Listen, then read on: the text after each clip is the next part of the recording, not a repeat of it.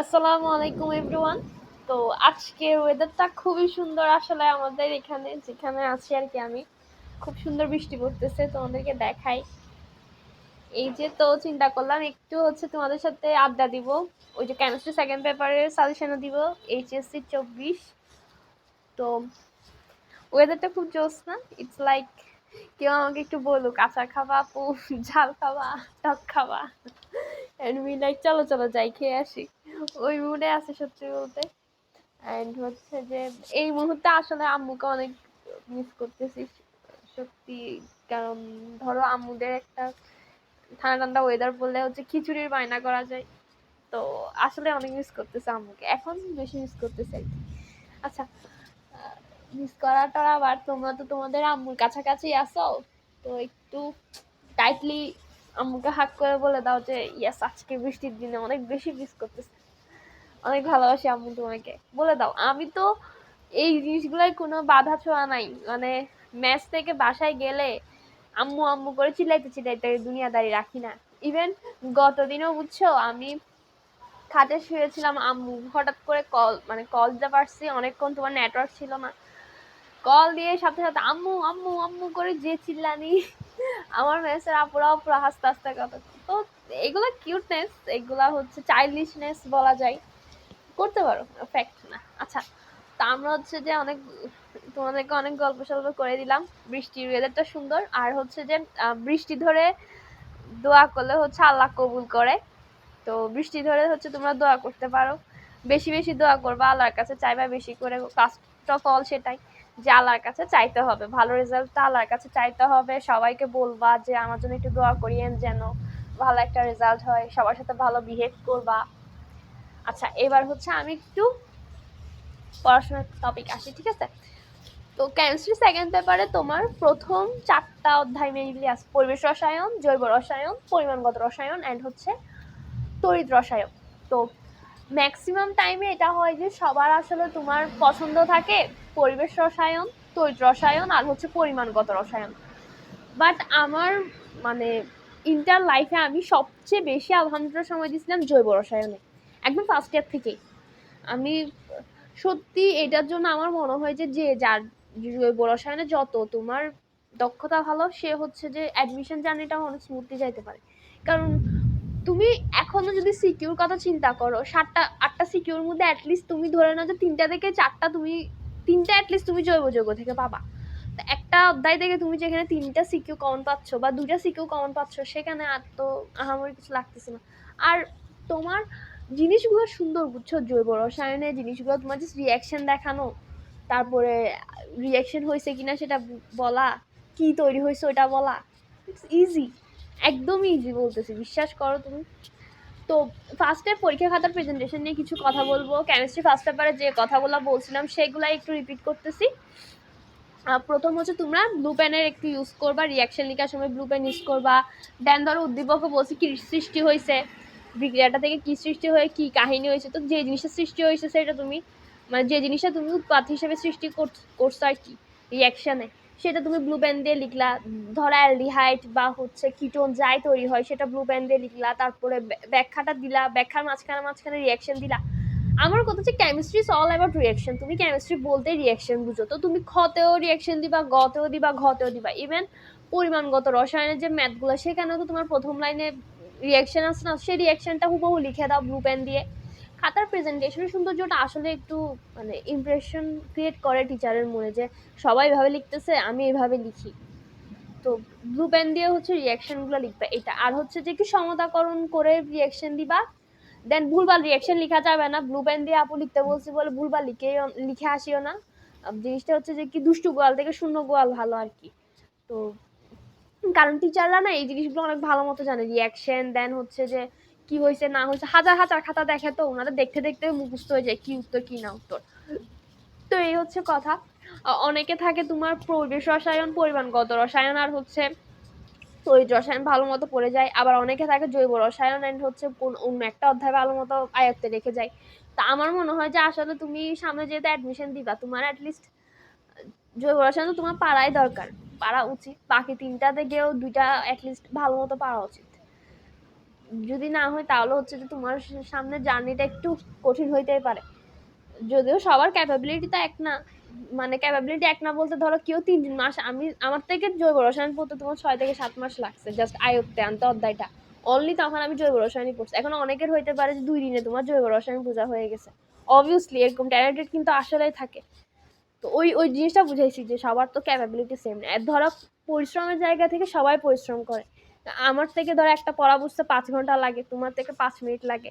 তো যা যতটুকু সময় লাগে ততটুকু পড়াশোনার সময় দেওয়া আর কি। তো আচ্ছা, এবার হচ্ছে একটু চ্যাপ্টার ওয়াইজ তোমাদেরকে একটু সাজেশন দিব। ও পয়েন্ট আপ করে লিখতে পারো, কিন্তু কেমিস্ট্রিতে তো সব রিয়েকশন, এটাই আর কি।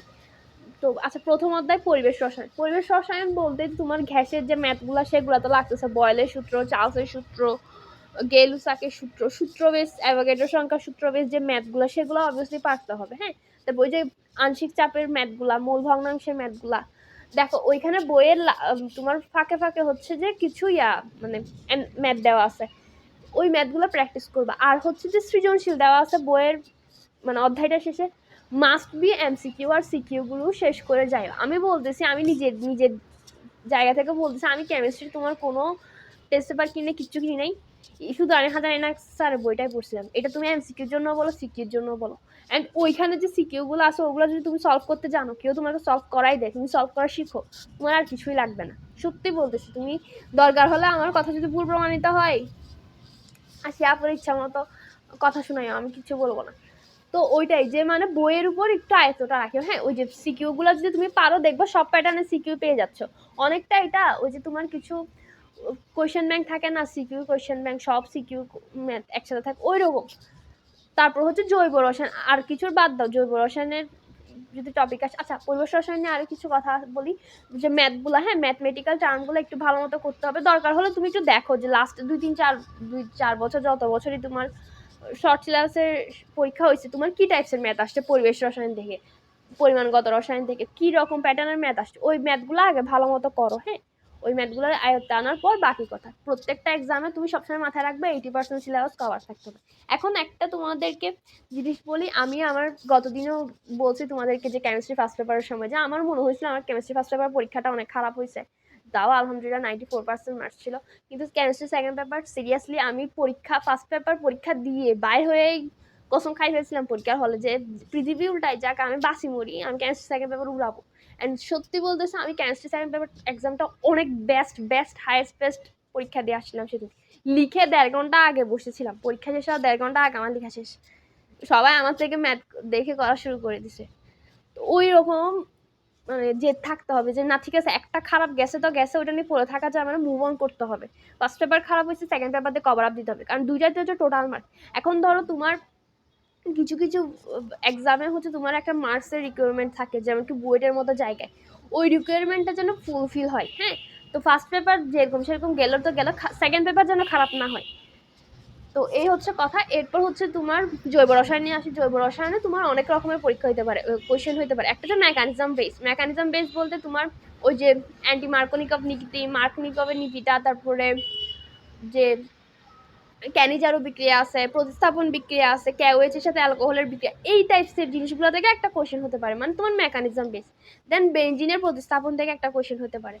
তারপর শনাক্তকরণ নিয়ে একটা কোয়েশ্চেন হতে পারে, যে অ্যালডিহাইড কিটোন যে টলেন বিকারক আর ফেহলিংয়ের দ্রবণের, ওটা নিয়ে একটা কোয়েশ্চেন হতে পারে। অ্যালকাইনের যে অম্লধর্মিতা, অ্যালকাইন 1 কেন অম্লধর্মী, অ্যালকাইন 2 অম্লধর্মী নয় কেন, এরকম বেস কোয়েশ্চেন আসতে পারে। জাস্ট তুমি একটু দেখবা যে কিরকম কোয়েশ্চেন গত বছরগুলোতে আসছে, তাহলে একটু আইডিয়া করতে পারবে যে টিচারদের ফেভারিট টপিক কোনগুলা। আর পলিমারকরণ থেকে তোমার তেমন একটা সিকিউ আসে না, কিন্তু ওই যে মেকানিজমের যে যত বেস্ট জিনিসটা হচ্ছে তোমার রিয়াকশন করতে জানতে হবে। ঠিক আছে, ভালো মতো তোমার রিয়াকশন লিখতে জানতে হবে, প্রচুর পরিমাণে রিয়াকশনগুলো লিখে লিখে প্র্যাকটিস করবা। আমার তো একটা পুরো খাতাই ছিল কেমিস্ট্রির জন্য, ফার্স্ট পেপার সেকেন্ড পেপারে আলাদা 2টা খাতা ছিল, যেখানে হচ্ছে আমি শুধু রিয়াকশন লিখতাম। রিয়াকশন লিখে লিখে প্র্যাকটিস করছি শেষ 2 মাস আর কি। কারণ আমি জানতাম যে কেমিস্ট্রি তোমার রিয়াকশন যত লিখবো টিচার তত নাম্বার দিবে, যদি টিচারের এক্সট্রা নাম্বার দেওয়ার সুযোগ থাকে তাও দিয়ে দিবে। তো ওইটাই, রিয়াকশন বাদ দেওয়া যাবে না। হ্যাঁ, রিয়াকশন কোনোভাবে মিস করা যাবে না। তোমার রিয়াকশনগুলো লেখার সময় বুঝতে হবে যে কিরকম উৎপাদ সৃষ্টি হচ্ছে, উৎপাদগুলো কিভাবে সৃষ্টি হচ্ছে, এটাই হচ্ছে মেইনলি তোমার লাগে জৈব রসায়নে। সৃজনশীলের জন্য এগুলোই লাগে।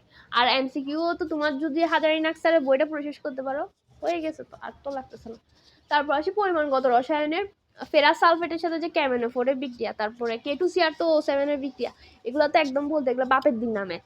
ওই পরিমাণগত রসায়ন থেকে এগুলো একদম বাপের দিন না ম্যাথ। তারপর আয়োডিমিতি, আয়োডোমিতি, এগুলাও দেখতে হবে। তারপর যে তোমার টাইট্রেশনের ম্যাথগুলো করতে হবে। E1V1S1 = E2V2S2, এই যে ওই কনসেপ্টটা থেকে যে ম্যাথগুলো করা যায় সেগুলো করতে জানতে হবে। তো এই তো এগুলাই তো আছে, টাইট্রেশন এগুলাই তো আছে। এরপর যদি আসি তড়িৎ রসায়নের একটাই ফ্যারাডের প্রথম সূত্র দ্বিতীয় সূত্র থেকে যে ম্যাথগুলো হতে পারে W = MIT/EF। আর আমার মনে হয় যে এই অধ্যায়টা আসলে অনেক ইজি। দেন হচ্ছে পাত্রে রাখা যাবে কি যাবে না, এগুলো তোমার এমসিকিউ টপিক, এমসিকিউ তোমার সিকিউতে তুলে দিছে। তো কেমিস্ট্রি সেকেন্ড পেপার আমার মনে হয় অনেক ইজি, অনেক বেশি ইজি আলহামদুলিল্লাহ। জাস্ট একটু প্র্যাকটিসের বিষয় আর কি। আচ্ছা তোমাদেরকে আরেকটা জিনিস বলি, আমার এই জিনিসটা আসলে ফার্স্ট দিনই বলা উচিত ছিল, মাথায় আসে নাই আর কি, সরি। তো জিনিসটা হচ্ছে তোমরা কেউ কখনো এটা মনে করিও না যে বোর্ড কোশ্চেন সবগুলার কোশ্চেন ইজি হবে। জিনিসটা তো তোমার বোর্ডে ইজি হইতে পারে, বাকি বোর্ডে হার্ড হবে, এটা হইতেই পারে। ব্যাপারটা হচ্ছে যে তোমার ফিজিক্স আর ম্যাথ, না ফিজিক্স আর কেমিস্ট্রির মধ্যে একটা হার্ড করবে, ফার্স্ট পেপারে এমসিকিউ না করলে সেকেন্ড পেপারে সিকিউ করবে। ধরো তুমি অনেক পড়াশোনা করছো, মানে একদম ইঞ্জিনিয়ারিং লেভেল, মেডিকেল লেভেল, যা লেভেল আছে সব ক্রস করে ফেলছো, তাহলে তোমার কাছে জিনিসটা ঠিক আছে, ইজি হয়েছে মনে হয়, এরকম হইতে পারে। কিন্তু ধরো অনেকেই থাকে যে না আমি মোটামুটি করছি, ইনশাল্লাহ আমার একটা এইচএসটা ভালো রেজাল্ট হবে, এরপর অ্যাডমিশন দুমাই ফেলবো। এখন হয়ও অনেকেই থাকে এরকম, অ্যাডমিশনে অনেক ভালো রেজাল্ট করে। তো ওই ক্যাটাগরির মানুষজনের থেকে মনে হতেই পারে যে পরীক্ষার কোশ্চেনটা আসলে টাফ হয়েছে, এন্ড আসলে এটা হয়। বোর্ড কোশ্চেন একটা তোমার এমসিকিউ হার্ড করলে একটা তোমার সিকিউ হার্ড করে। ফার্স্ট পেপারে তোমার বায়োলজি আর হায়ার ম্যাথের মধ্যে একটা কঠিন করবে, আর এদিকে ফিজিক্স আর কেমিস্ট্রির মধ্যে একটা হার্ড করবে। এখন হার্ড কোশ্চেন দিয়ে দেখে প্যানিক হওয়া যাবে না। জিনিসটা হচ্ছে যদি অতিরিক্ত খারাপ করে দিয়ে আসো তাহলে সেকেন্ড পেপার দিয়ে কভার আপ করে দিতে হবে। তোমার পরীক্ষা দিয়ে বুঝতে হবে যে তুমি কোন লেভেলের পরীক্ষা দিয়ে আসছো। জিনিসটা হচ্ছে তুমি এমন একটা রেজাল্ট করে আসো, এমনভাবে পরীক্ষাটা দিয়ে আসো যেন তুমি পরীক্ষার রেজাল্টের আগের দিনে তোমার টেনশন না হয়। আমি বলি, আমি পার্সোনালি বলতেছি, আমার মেডিকেল সরি এইচএসসি রেজাল্টের জাস্ট 1 ঘন্টা আগে মেবি আমি প্রথমবার নার্ভাসনেস ফিল করতেছিলাম এইচএসসি রেজাল্ট নিয়ে, কারণ একটা 2-3 বছরের কষ্ট ছিল, সেই হিসেবে একটা 2 বছরের কষ্ট না, প্রায় 2020 থেকে 2022 পর্যন্ত অনেক কষ্ট তো করছি সেরকম। তো সেই জায়গা থেকে ওই জায়গা থেকে একটু নার্ভাসনেস হচ্ছে, বাট 1 ঘন্টা, কিন্তু বাকি সময়টা আমি আমার অ্যাডমিশনের প্রিপারেশনের সময় দিতে পারছি কিন্তু আলহামদুলিল্লাহ মনের মতো। কারণ তো ওইটাই বলবো যে পরীক্ষাটা ভেবে দিয়ে আসবা, যেন তুমি পরীক্ষার আগে বলতে পারো না আমি ইনশাল্লাহ ভালো একটা রেজাল্ট করব, আল্লাহ ভরসা যা হবে দেখা যাবে। ঠিক আছে, ওই মেন্টালিটিতে তোমার পরীক্ষা দিয়ে আসতে হবে। আর হচ্ছে যে ওইটা তো বললাম প্রচুর রিয়াকশন লিখবা অ্যান্ড ম্যাথমেটিক্স সব প্র্যাকটিস করবে। আর হচ্ছে তুমি একটু দেখো যে কীরকম ম্যাথ আসে, ওই ম্যাথগুলো তুমি পারো কিনা। কেমিস্ট্রি সেকেন্ড পেপারে এত প্যারা নেই, সত্যিই প্যারা নেই। প্যারা যদি কিছুতে থাকে আমার মনে হয় ম্যাথে একটু থাকতে পারে, আর এটা হচ্ছে ফিজিক্স নিয়ে একটু থাকতে পারে। তো ওইগুলো নিয়ে ইনশাল্লাহ একটু বলবো, ম্যাথ নিয়েও দেখি ইনশাল্লাহ একটু বলবো তোমাদেরকে। তো এই হচ্ছে কথাবার্তা। আর হচ্ছে যে বৃষ্টি তো থেমেই গেছে, বাট বাতাস আসতেছে, হালকা হালকা বাতাস। বাট চিন্তা করলাম যে না তোমাদের সাথে এরকম একটা সুন্দর দিনও একটা মেমোরি হোক আমার লাইফের। তো এই আর কি, একটু গল্প সল্প করলাম। ভালো করে পরীক্ষা দাও, অনেক অনেক বেস্ট উইশেস, অনেক দোয়া রইল। আপুর জন্য দোয়া করিও, সামনে মেবি ক্যাম্পাসে ক্লাস শুরু হবে, স্যাররা ডেট দিচ্ছে, সিটি নিবে। তো এই আর কি, আল্লাহ হাফেজ, পিস।